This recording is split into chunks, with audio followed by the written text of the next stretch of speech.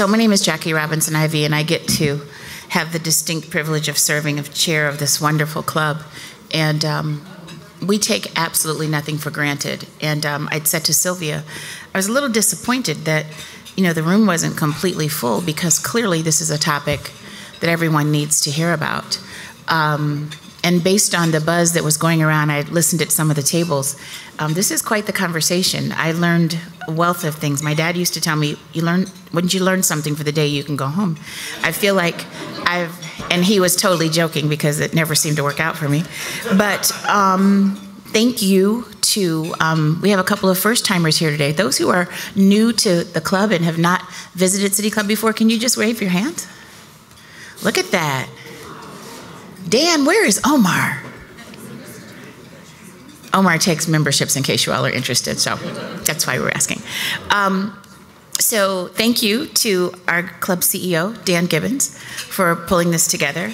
He and his team do a wonderful job, and if you've ever had the opportunity to talk to him, his brain is generally thinking about the next thing when you talk to him. So he's paying close attention, but he's planning his next.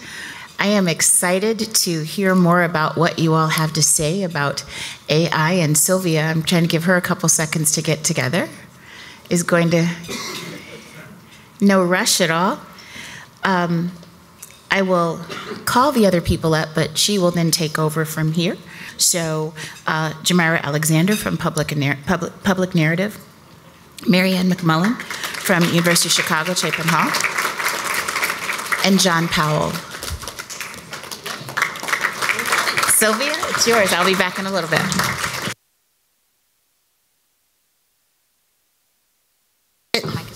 Okay, I'm so excited because you're the right people at the right place at the right time. That's always how it works out. So not too worried about quantity, really excited about quality.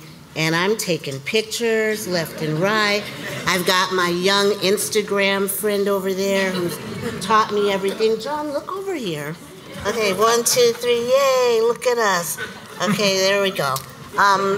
We are pumped and we're gonna get started. Whoa! This is, first of all, an accessible conversation, because this can be intimidating. And in our pre-conversations, John, Amanda, the team, take all of this so seriously. We talked a lot about our goals and what we hope you'll leave here with, which is better understanding of how AI impacts civic life, knowing that it comes from different angles.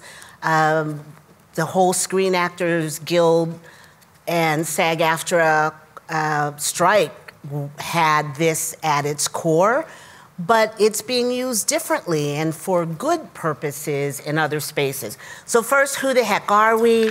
I think you saw in all of our outreach, but I'll just say that I'm joined by my good friend, and I do mean that, Jhmira Alexandra. I mean, come to your house, girlfriend. She is a resource as the CEO and president of Public Narrative. Not gonna read her whole bio, but you need to know her. Her work brings that intersection of nonprofits and journalism together for civic good. Smartest woman I know, Marianne McMullen from Chapin Hall. We go way back to SEIU days. Somebody named Barack Obama took her to Washington, whatever. She's got a lot to say as well.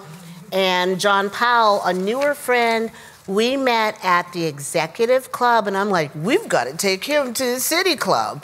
And he's got a lot of information to share from a global perspective. And of course, yep, I'm Eve Ewing's mom to the CTU people here, Sylvia Ewing. So, yeah, give us all a round of applause.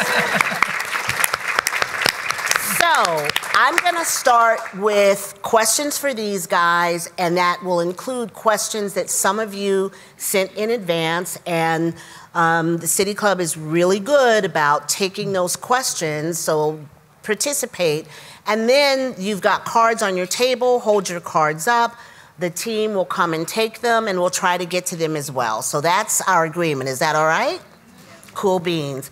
So I'm going to start on this end with how you're applying AI in your work. And, well, actually, no, I'm going to do a question from Mike Nellis from Authentic. In his opinion, or he wanted to know, in your opinion, what are the key ethical considerations that civic leaders should keep in mind when implementing AI-driven solutions? And I know Michelle Boone is here from the Poetry Foundation. We've got folks from the Library Foundation, all kinds of folks who want to know. So I'm going to start actually with Jhmira, ethical considerations. Sure. I would say some of the key ethical considerations in integrating AI would include considering your mission or the objective of the work that you do. What is the reach to your audience? How has your organization managed to remain relevant? And as we've gone through various ebbs and flows with technology, what has that process been like? What have been some of the advantages and disadvantages to integrating different technologies along the way? And also thinking about the readiness of your organization, the readiness of your audience, and then ultimately the readiness of your supporters. We have a responsibility of setting the pace, but we can't set the pace according to what's trending or what's popular. We have to set the pace and ensure that our audiences can keep up with us. Thank you, Jhmira. Same thing for you, Marianne.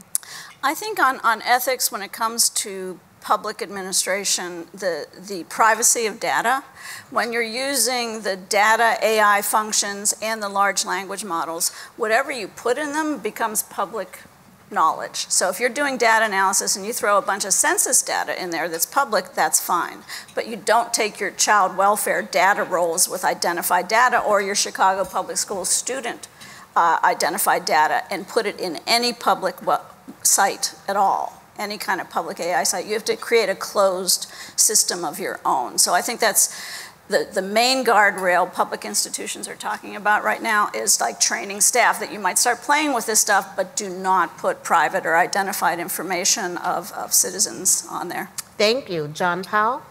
Thanks. And just for, excuse me, for context, I came from Salesforce in a global role, as was said. And I think there's a lot of resources that I can provide to folks after the fact, if you'd like. I think one thing Salesforce has done a nice job of is outlining principles around governance, like how do I get started? So beyond the basic questions of like, do I think a generative AI tool can actually help me? What are the ways as an organization centrally we could set up structures to make sure that we're not fouling publicly or private information that shouldn't be made available public? How do we make sure our data are not being retained by models, et cetera? And so I'll just say at Salesforce, just a couple examples I'll outline. We created a governance structure very early on, more than a year ago, an internal counsel, ethical and legal counsel. So in effect, if you wanted to use a generative AI tool for your job, you essentially put yourself through this process where you kind of gave the business justification, what the outcomes you expect to be are, what model you're going to use. And then it would go through kind of that governance structure that we had set up before kind of giving you the keys to start using a generative AI tool. So I think that's just one manifestation of it, but totally agree with the other comments made here that you need to really interrogate the ways in which you're going to be using the model and use best available information to avoid data getting in the wrong hands, et cetera. And that internal collaboration is really key. I've got a couple of colleagues from Elevate here who I had to go to. I'm using this thing, a chat thing, tech services, IT, can I do it? It was before AI was such a buzzword, but thank you for letting me do it. I'd like to come to Marianne first about how you're applying AI in your work, how and why, and how it impacts civic life. So I think the most effective way we've been applying it so far is for writing, actually. Chapin Hall is a research center. We focus on child and family well-being, and we develop policy recommendations. But our research reports, anytime there's a survey of policymakers and influencers, and you ask them, what are the most reliable sources of information? New York Times, Twitter, research. Research is always like way up, right? It's like, that's the most reliable source of information. But when you ask how accessible is that information, it's like way down. It's like, yeah, they're not gonna read a 50 or 90-page research report, somebody on Capitol Hill. You can take that 50-page research report and attach it to Claude AI or ChatGPT and ask it for a one-page policy brief. I'll give you a specific example. I took 3 reports on preventing youth homelessness, and I attached it to Claude AI, and I said, give me a one-page policy brief for the Chicago City Council with these subheads: the issue, the evidence, and recommendations. It did an amazing job. It wasn't perfect. It left out a few things that I would have wanted to include that had a little bit more emotional impact, but it was an incredible first draft that saved me hours of reviewing the work. So getting, for me as the communication director, getting our researchers and policy staff, helping them produce one-pagers and two-pagers that will actually be read, that's been the biggest leap for me and the biggest connection to public policy. Sure. So public narrative, we're celebrating our 35th year this year, and formerly Community Media Workshop. Remember the organization in its heyday, but our vision has always remained clear: to build trust between the public and media and the press. And so top of mind for us is how do we maintain equity of voice in this process? And so, you know, throughout the pandemic, we were looking for ways to remain connected to our audience, and we were connected to a group out of MIT that developed this software that allowed for us to translate our community focus groups, our virtual focus groups, and really synthesize multiple conversations to then sync it down to one conversation. And from there, we've managed to develop programs, we've managed to develop reports that would ultimately help connect with our community even now that we're in a hybrid environment. And so I look to ways to keep that type of engagement going. It's not intimidating, it's not intrusive at all, and it's exciting to see that though we're in multiple Zoom rooms or multiple rooms having a conversation, there's so much that we're speaking alike that ultimately it draws unlikely thought partners. I love it. John? Yeah, I'll give an example that I love to tell. So in my role at Salesforce, my job was to meet with executive leaders at the world's biggest companies that were leading sustainability programs and show up as a resource to help them. And so normally as part of that process, I would go in to publicly publish reports from that company. What was their environmental performance last year? What was their carbon footprint based on what's called a CDP report? And in total, this might be 1,000, 1,500 pages. This is kind of a variant of Marianne's example. And that might take me 3 or 4 days as an experienced professional to really sift through and kind of create a point of view on where they need to go next. That was, again, the job that I was had to carry out. And so after some time and really digging deep into a couple different generative AI tools over the course of months, I reduced that period to about like 30 minutes to kind of get my initial point of view put together. Now, again, that's this combination of like deeply expert perspective and also like working with generative AI tools. And that's kind of like a rule I think everyone should walk away with if you're like early in using generative AI tools. Like the likelihood of being like replaced as someone who's an expert in whatever your field is, is pretty low for the foreseeable future based on what most kind of researchers on generative AI say. But in order to really know how you might specifically benefit from it, like you have to spend time with a generative AI tool, and I'm talking like 100+ hours, so you can really understand how they behave, because they're weird, they're super weird, and they're unpredictable, and that's kind of the idea. But again, I tend to be an optimist on the side of it, and I've again personally seen it benefit my work in massive ways, scaling what I could do by a factor of 20 in just a few short months. 100+ hours, I could hear the teachers going, "Oh my God, oh my God!" But there are efficiencies that can be achieved. And let's stick with how to get started. What is the first logical, Sylvia's rule, first do no harm, step that one can take to get started? What's the most productive, intentional first step? And I'll stick with you, John. Okay, so show of hands, who has at least a free like ChatGPT account or uses Bing, who's done it at least one time? Okay, so for those that didn't raise your hand, at least take that as a first step. And again, you can just start using Bing without signing up for anything, and you'll see a little bit of that. That's step one. And then step two, I think, is just a very intentional experimentation on your own. And it doesn't have to be work-related per se, although it can help. usual guidelines about not using work information when you shouldn't, give it to a Gen AI tool. But again, like that to me is like table stakes to like really have an opinion on it, because we can all hear these little things and see great stuff and see weird hallucinations, but until you've actually like really spent time with it, you don't have as complete of an understanding. So I think those are the two very easy, logical next steps. It's just 100 hours. We have 8,700 hours in a year, so just 100. I mean, Yeah, my calendar is not my friend. But if you use Grammarly, like we've been using that kind of stuff for years, right? Yeah. Not so scary. Yeah. Marianne, for you, what's the first intentional step? So I really like that. I think that makes sense, to get in there and experiment. Play with it. Ask it to do goofy things. Before here, I was looking for something fun, and I asked it to write a version of Sweet Home Chicago just talking about Chicago's sports teams, for example. Claude AI said, no, there's copyright infringement there. And ChatGPT said, sure, I'll give it a try. But as you experiment and play with it, you'll learn a few things. And the main thing you'll learn about any large language model is it's not intelligent. It is not creating intelligence. It is creating language. And what you give it, how you craft your prompt, and what information you give it to work with will determine what you get out of it.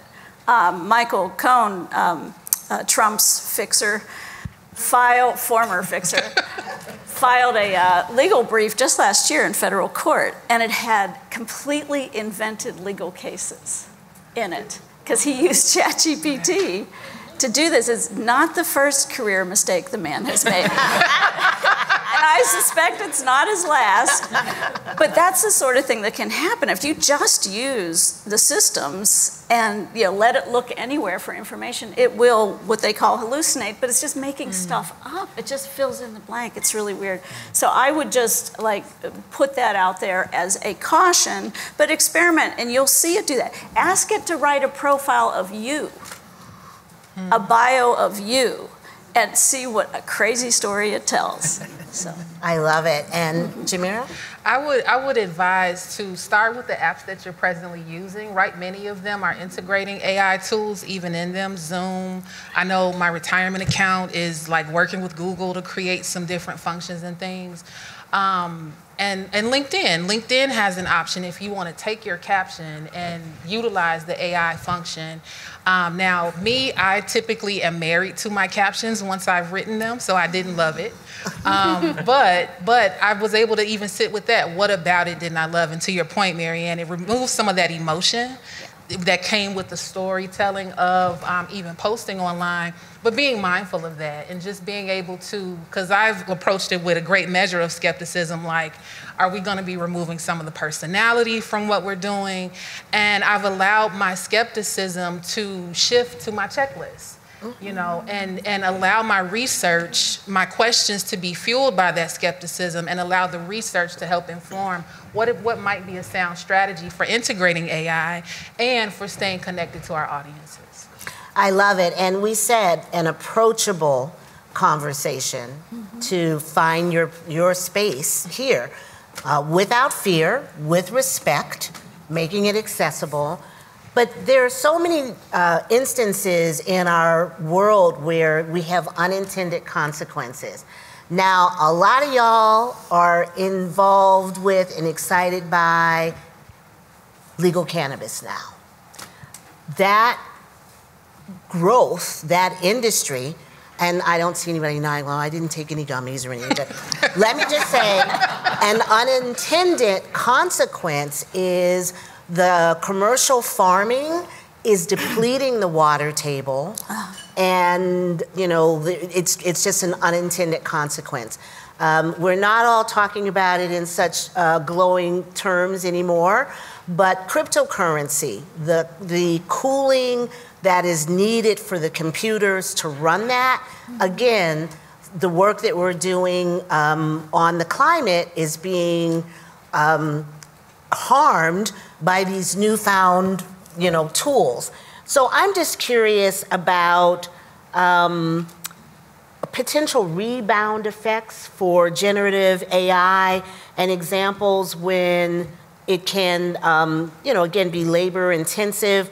But what are some of the unintended consequences and again, that rebound effect? I'll start with you, John. Sure, it's a really good question, and I think I have an encouraging message. You know, having been with a large tech companies that works with a lot of other large technology companies, we're at least at the point when there's like new innovations happening.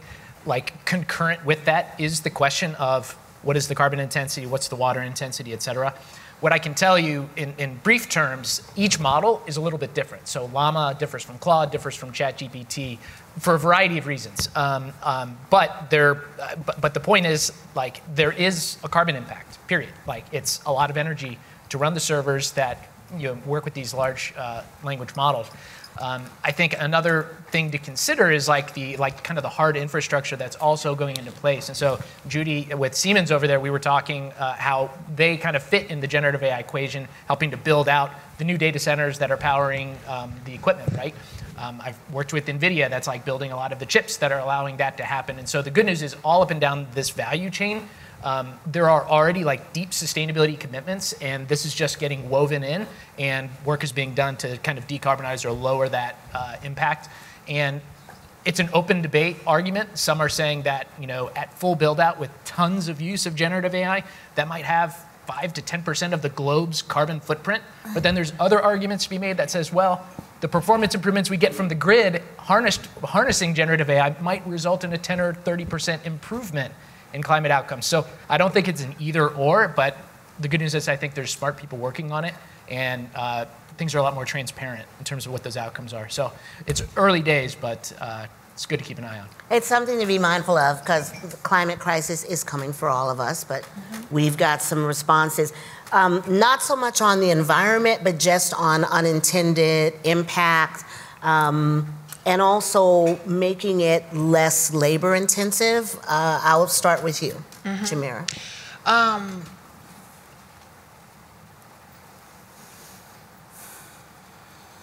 I have to say, look to the past. We were here before, and now I was probably in high school or something, where, there's talks of us doing business from our emails, and folks are like, how in the world are we ever gonna do business from our emails? And here we are. So really looking at how we've adjusted through time, I think often about how disconnects happen, and oftentimes they happen because, and I know we'll talk a little bit more about how this impacts students, but there's something for us to learn from each other.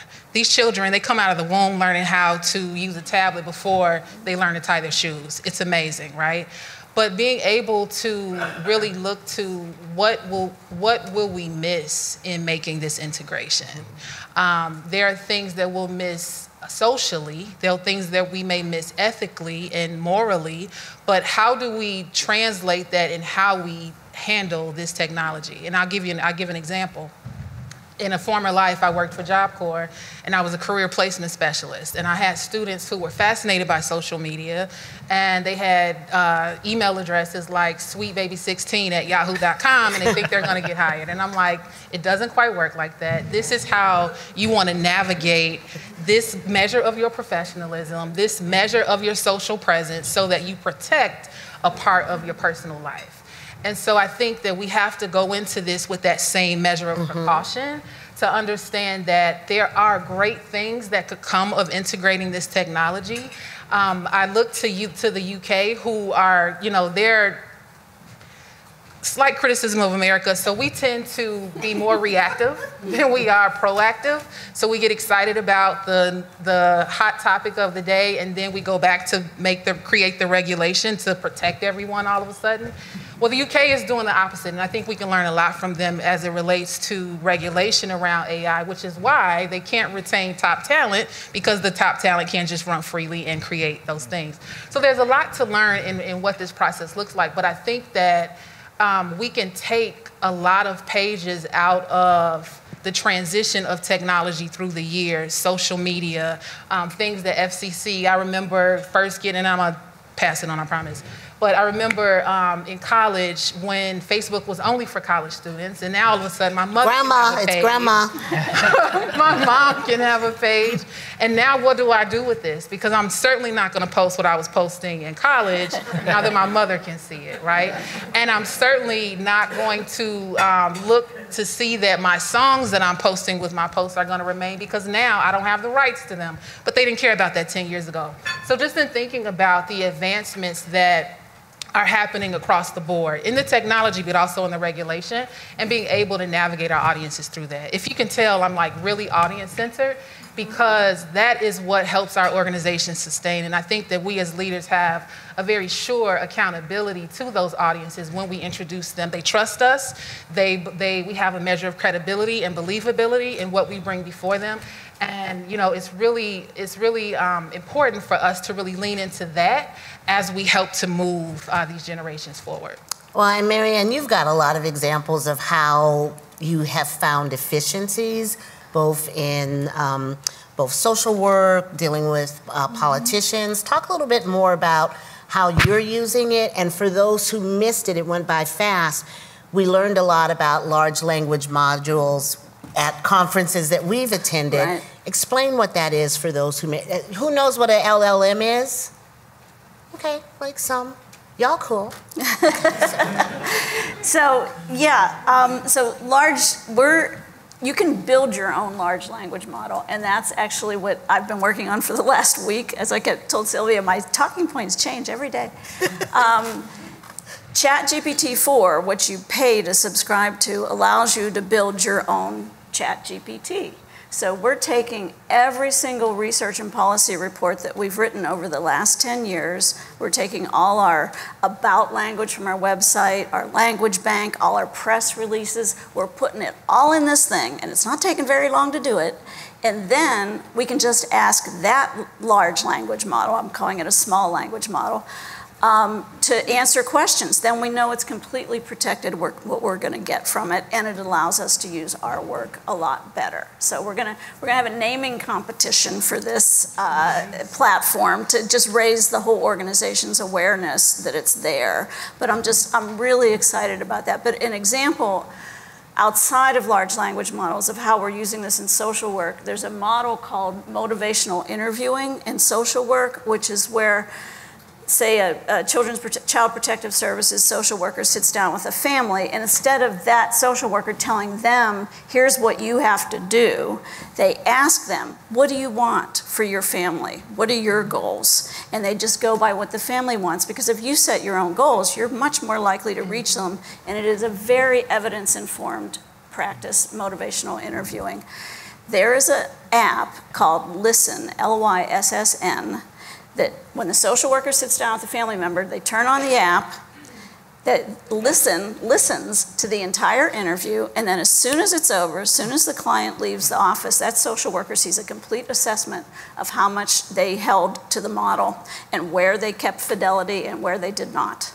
So they right away get input on how good they were, and it lets us know if we're implementing the model in like 27 states in the country, it really lets us know if we're really implementing the model. Because you know how these programs go sometimes. Oh yeah, we're doing what they did. Well, not really if nobody's really watching. So that's an example of an application and how they're using it to make sure public services are better delivered. I love it, I love it. We're gonna come to you shortly. Make sure I see some questions, so we'll put Dan to work here. We'll start to gather them from the audience. But this is a question from Deneen Pilar from Teach One Wellness. And this was more of an accessibility question. How can community leaders on the South and West Side, Black and Brown communities, and I'll say the Southeast side, as well, communities that have been traditionally underserved, connect this information to businesses and schools so they're not left behind? I'm going to ask you for some free resources, and then I'll come to Jhmira. Sure. I'll kind of echo the point that I made before. I think, and kind of underpinning my assessment that the way to get started is start using models, is that they aren't going away. And in fact, the researchers that are super deep into what the large language models can currently do, if they were all to get shut down tomorrow, the ones that are out there still exist, right, and can be used. And in fact, we probably won't realize their full scope and benefit for multiple years. And so as it relates, I'm sure there's multiple mechanisms, but anything that can show kids, folks of various ages, like what might the best practices be so you can effectively use, a generative AI tool like that. That's where I would start. So my friend at the public library, we were just talking about that at lunch. Like that to me, I mean, what a wonderful program to have as an example to like show kids how to use ChatGPT. What's effective prompting? How do you avoid negative consequences? So you could really see it fitting in well there. So that's but one idea, but there's a lot needed. But again, they're not going away, and the like head in the sand posture like is not working. So we as humans need to figure out how to like coexist with our generative AI friends. A new idea for you, media. Jhmira?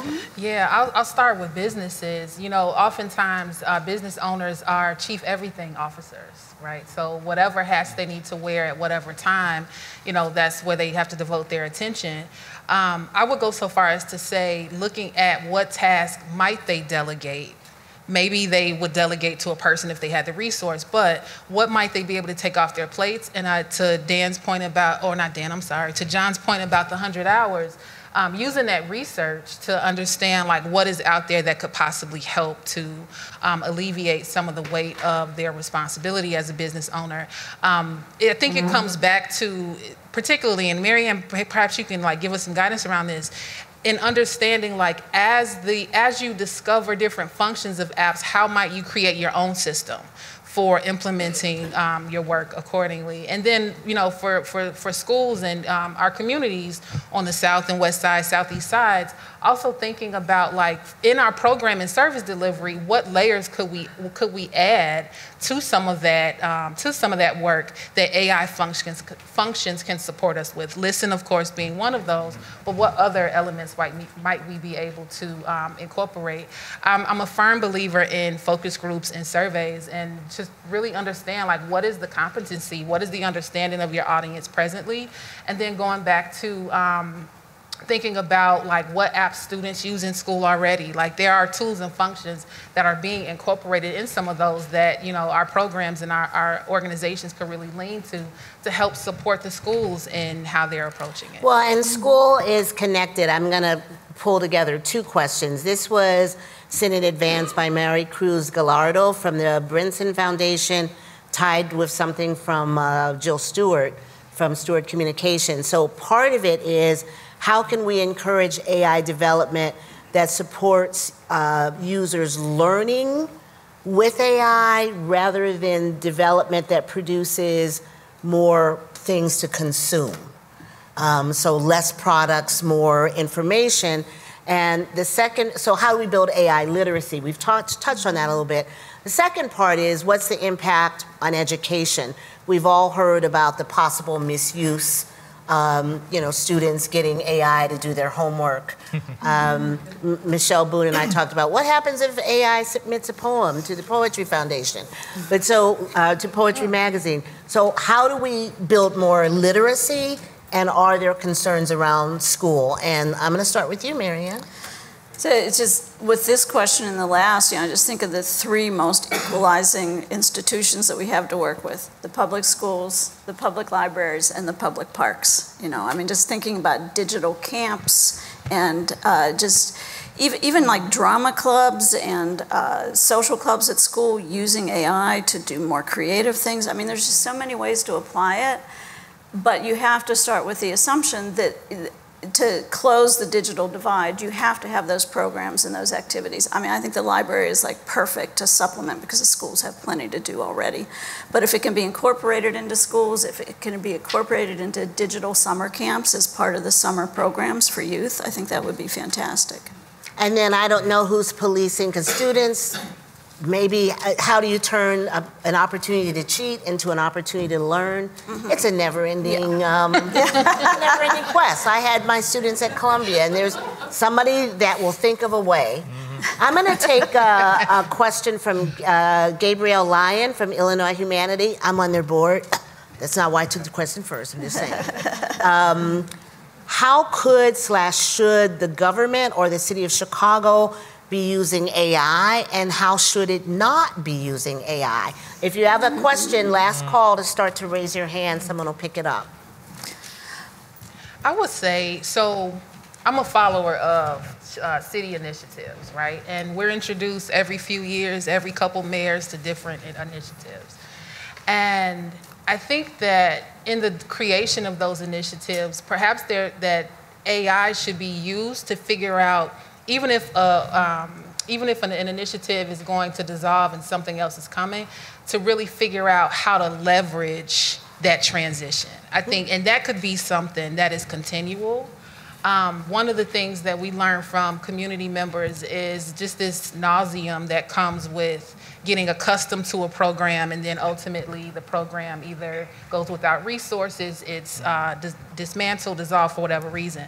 And so I think that AI could very well be, especially with Google being here, could very well be a tool that Chicago could use to keep that transition and that continuity across initiatives, regardless of what those transitions look like, historically. You heard that here at the City Club first, people. How should we not use it? I got a pro rather than a con, if I can throw that in. Please. So there's a Chicago-based company called Truleo. I don't know if anybody's ever heard of it, but they have developed an app to assess police body cam footage. Because there's tens of thousands of hours of it, and no one's looking at it. It just exists, right, in these databases. It's only pulled out if there's a homicide or something, or if a cop kills somebody. Well, this app can go through thousands of hours of footage, of course, very quickly, and look for triggers or signs that could lead to bad police behavior. Things like interrupting the citizen that they're interacting with, using profanity, giving commands, not introducing themselves, not saying what they're doing. There's all these things that if a cop is engaging in these three behaviors, it's very likely things are going to go really bad at some point in the future. I think this is amazing. I just saw a story about it. I just read it last night for the first time. And then if you Google Truleo, there's a nice CNN episode where the reporter's driving around with the police officer. But I think there's incredible potential. There's at least a half dozen police forces already using it for police oversight. And I just think this has incredible potential, and Chicago could use it. Very good. How not to use it or how to use it? I'll give you an option. Well, I think this applies not only to a government like the City of Chicago, but companies and other municipalities. Like, I would just say at a minimum, like, put in guardrails to make sure that the most sensitive and important information does not go into a generative AI tool.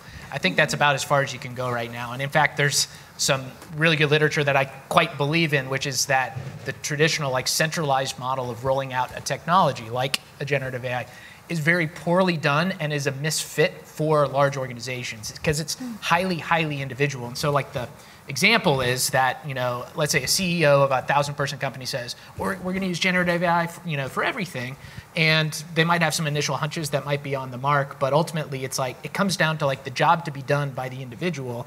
And that isn't something that's easily centralized, such as, like, picking an email provider or picking a communications provider for your company. It's just very weird and just very, very different by nature. So the whole idea of this, like, top-down governance in the ways that municipalities or companies might work, like, it doesn't really fit that well. And I've got a couple articles if you're really interested in digging in.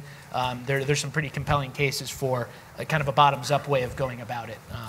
Well, and I'll just add that the privacy angle is still really critical.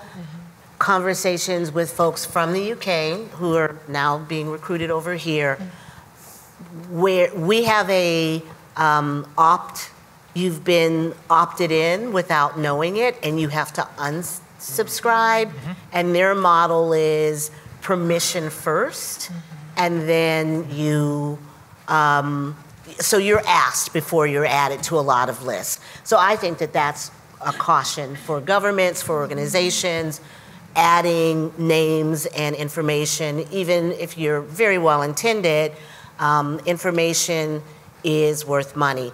And I was gonna tease John about this commercial. I have to do it before I come to a couple more questions. I really didn't understand the Matthew McConaughey commercial that I've seen during all of my sports watching, but I think the bottom line message is that your information, your data is valuable. Yeah, completely. So if you haven't seen it, Matthew McConaughey, who's paid very handsomely by Salesforce to be a representative is sort of in the Old West scene, and he's like, do you trust your AI? Who do you trust type of thing. But yeah, the whole idea is that for large organizations that do have proprietary data, sensitive data, there are systems and structures you can incorporate to make sure that that doesn't go outside the boundaries of your organization. So as a CRM provider, that's what Salesforce has, a product that allows you to do that. But yeah, I mean, ultimately, it again comes down to this idea of like, we need to exert some sort of control over where our information and data shows up. So go back to your City of Chicago question, it's you could see it being a very slippery slope if we don't have governance in place to make sure that citizen information or sensitive budget information, whatever the case might be, doesn't get into a model that could be used to train elsewhere or could just somehow show up somewhere else. You know, those of us that have deeply read the terms and conditions of every software we've ever used, raise your... And it doesn't work if you have ChatGPT summarize it for you. You still got to do your work. So again, proceed with caution when rolling things out at very large scales, for sure. So Tamara Mahal from NAMI Chicago asks, as AI introduces efficiencies at work, how do you handle staff anxieties about job security? What should investment in staff training on AI look like? That's a great question, and I know, Marianne, anything we're thinking about, Marianne thought about it last week or yesterday. But I remember having a conversation with you, and I think maybe Gabe too, like about what you're saying to your staff. So take that on. Yeah, I would say that in communications, AI doesn't threaten your job, but somebody who knows how to use AI threatens your job. Mm-hmm. I mean, it's just a new tool, and you have to know how to use it to move forward. And you know, the anxiety issue is real, and that one, I don't know. You know, we were talking at the table that people are either excited or terrified or somewhere on that continuum, right, when it comes to AI. So addressing that with staff, but in terms of their personal job, you know, just trying to help explain how it can help them do their job better, how it can be an asset to them in their work. In communications, it's kind of a no-brainer, right? There's so many shortcuts that it provides. If your work is, if you got 100% of your work, instead of starting at 0%, you're starting at 50%. It's really, really helpful in writing, and a lot of people are very uncomfortable with writing. I work with all these PhDs who are really uncomfortable with writing, oddly enough. But if they use some of these tools, it can help them get a head start on writing what they're writing. And it also is dependent on fields. Again, I mentioned the SAG-AFTRA folks. People who are creatives have a little more anxiety, but things are coming. Mm-hmm. How do we adapt and adjust? This is just the first conversation to make it accessible. So Jennifer Amder-Spitz from Amder-Spitz Associates talks about confidentiality. I think we touched on this a little bit, but one aspect that we didn't mention is, are there apps that can help with making things more confidential or to create a closed system, and are they easy to use? I can hit a couple of points. So it's not lost on me that there's just a dizzying array of like AI tools that are out there. So there's sort of these foundational models that, like the ChatGPTs, et cetera, but then there's thousands and thousands of companies sprouting up every day that are kind of creating a wrapper around those foundational models. And so I think the thing to look out for is actually quite literally, before you start seriously using a tool, especially for work, is to understand what is like the data retention policy and what is the data training policy. So in other words, are the things I'm asking going to be used, put in a corpus of information that will train the model to get better? So that's one consideration. But then another one is data retention. So when I'm sending information and data, uploads of PDFs and spreadsheets, where does that live? How long does it live there for? Do I have power and agency to have it removed? When does that happen? So it sounds like a lot of things, but again, I think for like a work type situation, it's a really critical first step. As for like apps to help you do that, I'm not really sure. I would tend to trust well-documented open source models or some of the larger, more well-moneyed AI systems and LLMs, just because those are the ones that are probably going to survive over the course of years. So that's maybe an initial recommendation I would give. I love where we've gone. This has, to me, been a thoughtful conversation. Give them a round of applause if you agree. Or a couple snaps if you're cool.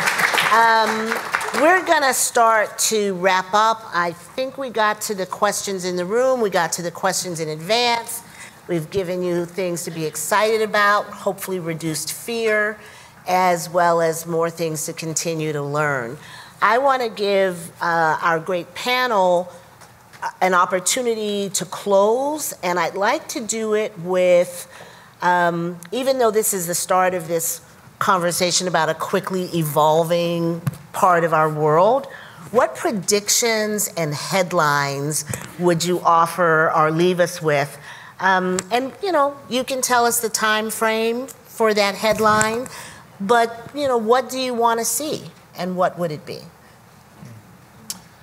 Ooh, I'll bite. Okay, so a headline I would love to see, let's say, what's today, the 6th? February 6th, 2025, is that sustainability teams that are small and mighty all over the world supercharge their impact, in part thanks to their use of generative AI tools. Ooh, That's what I would love to see. Give him a round of applause for that. Thank you, John Powell. Okay, I'm a former journalist, so I wrote down a couple headlines. Yes, please. Nonprofits find LLMs increase productivity and influence is one. And the other is social service providers find AI improves program effectiveness. Love it. Good news ones. So a headline I would love to see, AI helps to improve transparency in local, state, and federal government. Yes. Police forces. Very good. I'll leave you with the headline. The City Club once again delivered a conversation that helped make Chicago, best city in the world, stronger, better, and more connected. So hopefully you agree. With that, I'd like to hit my post. I think I might be 3 minutes early, but I'm going to turn it over to John. Or turn it over to Dan. Dan and John, two guys that we're just mixing up, we're going to say it. Thank you, Sylvia. That was incredible. Thank you for bringing this to us. I believe it's going to be the first of many conversations, right? So thank you, Jhmira. Thank you, Marianne. Of course, Sylvia and John. Incredible panel. My wheels were turning. I already have an idea of City Clubs. The most successful club in Chicago with an incredibly deep archive of footage. Perhaps we can create a large language model, maybe in conjunction with Chapin Hill. Right? We'll see. To make that content that much more accessible, right? And all the knowledge of these incredible folks that you see on the stage now, and so many others that you've seen before, Brenda, Sylvia, or I'm sorry, Gabe, that you're going to be seeing soon. We have so much of this footage, and how great would it be to make that more accessible to people out there who have questions about the civic world of Chicago and how to become more engaged. So looking forward to that, and looking forward to having you all back here at City Club. We've got some great programs coming up. We've got the Taoiseach, the Foreign Minister and Deputy Prime Minister of Ireland coming on Thursday. Actually, a few more seats for that if anyone's interested. And he's going to be talking about some global affairs and I believe artificial intelligence that's coming out of Ireland's tech scene. And then also the humanities impact with the chair of the NEH coming in from Washington, D.C., thanks to Illinois Humanities and Gabe Lyon. That's on February 14th, so spend your Valentine's Day lunch here with us at the City Club. There is so much more to come. That's just a sampling. And like I said, because of people like Sylvia and because of people like Gabe, we have these incredible ideas where we're here in the room where it happens, sharing these ideas. Maybe something comes out of this with your conversation about public libraries. Maybe we get some more corporate partners like Siemens more involved in these solutions. That's what happens here. So we welcome you all back regularly, often. Please come back. Please share your ideas. And thank you again to all of these panels for an incredible conversation. Thanks. Thank you, guys.